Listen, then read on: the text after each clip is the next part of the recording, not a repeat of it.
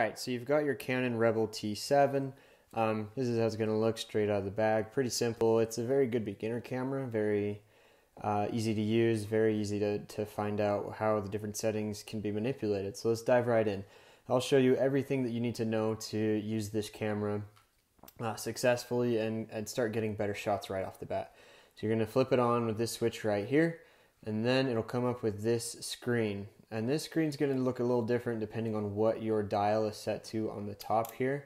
We will always use manual. Manual gives you the most creative control. And if you shoot in automatic, then you're a terrible person. Not really, you're not a terrible person. I love you. But we're going to shoot in manual. We're always going to shoot in manual. So let's start off with the shutter speed. The shutter speed is the easiest thing to change on this. That determines how fast or slow that shutter, that mirror, and the shutter behind it opens and closes in your camera. So you'll notice that this dial right here will change that fraction that's on top, and sometimes it'll go down. If you go far enough, it'll be on a 3 or a 6 with a quotation mark. That is the shutter speed window right there. So to change that, all you need to do, easy peasy, is scroll that wheel. Next is your aperture. The aperture will change the diameter of the blades inside your lens. That will let in more light or less light, and it also affects what's called your depth of field. So to change your aperture, you'll see this button right here. It says AV. It's got a little square, and it's also got the trash can on it. If you hold that down and then scroll that same wheel, you'll notice that that number will change. That F number is going to change, and that's changing the diameter of that opening within your lens. The smaller the number, the bigger the opening in the lens. The higher the number, the narrower the opening within your lens. That is how you change the aperture on this camera, quick and easy.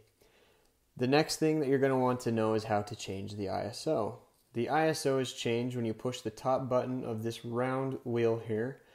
Push that top button, and you can use the buttons in the wheel to select your ISO. The higher the number, the more light sensitivity your camera is going to have. The lower the number, the less sensitive it's going to be.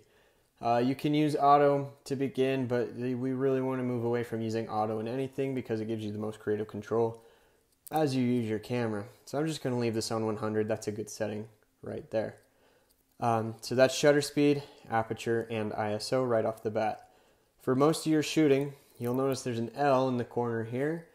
For most of your shooting, you're going to want to keep that in L. That shoots in JPEG, but eventually you're going to want to move over to RAW as we get into using Adobe Lightroom and Photoshop. So to change that, you'll push this Q button, and you might have to move it over with the scroll wheel, but you'll go over, once it's highlighted on that L, you'll click on it, the middle button, and then you can go over to RAW, or for now, just keep it in JPEG. That way you don't have to convert the file once we start uploading into our portfolios and onto Canvas.